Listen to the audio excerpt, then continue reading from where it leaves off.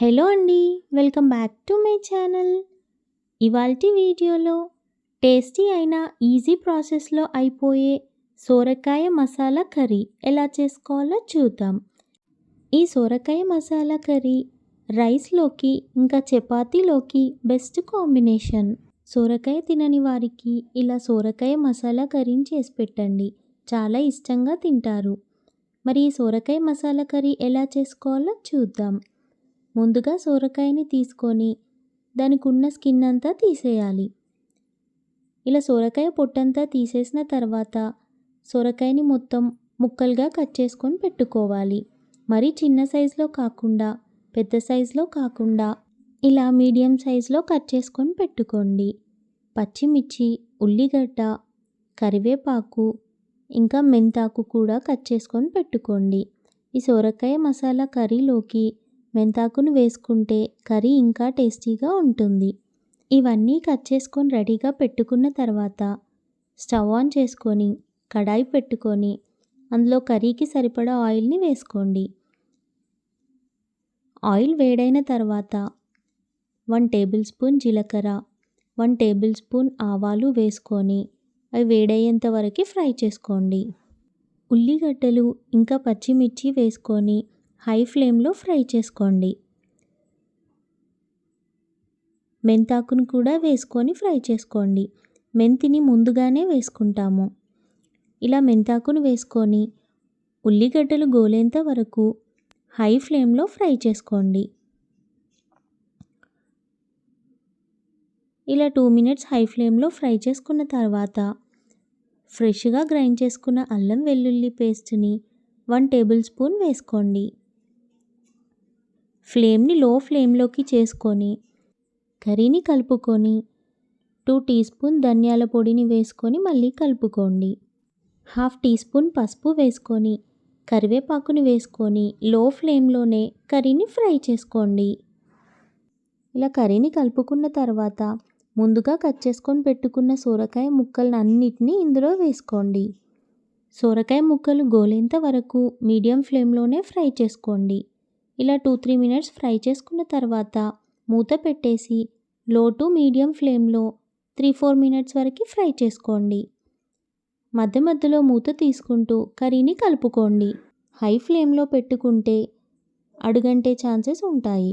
అందుకని లో to medium ఫ్లేమ్లో చేసుకుంటూ మూత పెట్టుకుంటూ 2-3 మినిట్స్ అలా ఉడికించుకుంటూ మూత తీసుకుంటూ కలుపుకోవాలి.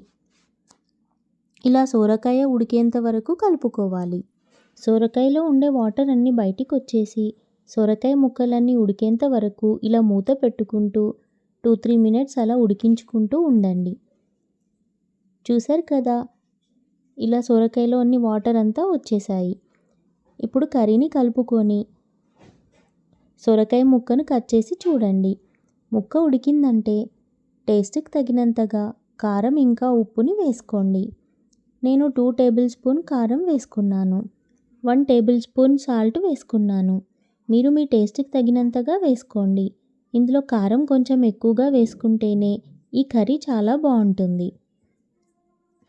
ఇలా ఉప్పు కారం వేసుకున్న తర్వాత కర్రీని మొత్తం కలుపుకోండి. 2 మినిట్స్ ఇలా లో ఫ్లేమ్లో కలుపుకున్న తర్వాత 1/2 టీ స్పూన్ గరం మసాలాని వేసుకోండి. వేసుకున్న తర్వాత మళ్ళీ కర్రీని కలుపుకొని మూత పెట్టేసి లో ఫ్లేమ్లో ఉడికించుకోండి. ఇలా ఉడికించుకుంటే సొరకాయ ముక్కలకి ఉప్పు కారం మసాలా అన్నీ పట్టుకొని కర్రీ టేస్టీగా అవుతుంది. ఇలా మూత తీసుకుంటూ మళ్ళీ కర్రీని కలుపుకోండి. అడుగంటకుండా కలుపుకోండి. ఇలా మొత్తం కర్రీ మెత్తగా ఉడికిన తర్వాత కొత్తిమీరని వేసుకోండి. ఈ సోరకాయ మసాలా కర్రీలో కొత్తిమీర ఎక్కువగా వేసుకుంటే చాలా టేస్టీగా ఉంటుంది. కొత్తిమీరని వేసుకొని మళ్ళీ ఫ్రై చేసుకోండి. ఇలా లో ఫ్లేమ్లో 2-3 మినిట్స్ వరకు మూత పెట్టేసి ఉడికించుకోండి. అప్పుడు సోరకాయ చాలా టేస్టీగా అవుతుంది. కొత్తిమీర ఇంకా మెంతి ఎక్కువగా వేసుకొని ఫ్రై చేసుకున్న ఈ సోరకాయ మసాలా కర్రీ రైస్లోకి ఇంకా చపాతీలోకి చాలా బాగుంటుంది. చపాతీలోకి అయితే ఈ సోరకాయ ఫ్రై ది బెస్ట్ కాంబినేషన్ అని చెప్పొచ్చు. కొత్తిమీర వేసుకున్న తర్వాత కర్రీని కలుపుకొని 2 మినిట్స్ లో ఫ్లేమ్లో మూత పెట్టేసి ఉడికించుకొని స్టవ్ ఆఫ్ చేసుకొని సర్వ్ చేసుకోవడమే. చూసారు కదా సోరకాయ ఎంత మెత్తగా ఉడికిందో. చాలా టేస్టీగా ఉంటుంది ఈ ప్రాసెస్లో చేసుకుంటే. లంచ్ బాక్స్లోకి ఈజీగా ఫాస్ట్గా అయిపోయే ఈ సోరకాయ మసాలా కర్రీ మీకు నచ్చినట్టయితే మీరు ఈ ప్రాసెస్లో ట్రై చేసి చూడండి. మీకు ఈ రెసిపీ నచ్చినట్టయితే ఈ వీడియోకి లైక్ చేయండి, నా ఛానల్ని షేర్ చేయండి అండ్ సబ్స్క్రైబ్ చేయండి. మరికొన్ని నోటిఫికేషన్స్ కోసం పక్కనే ఉన్న బెల్ ఐకాన్ని క్లిక్ చేయండి. Thank you for watching.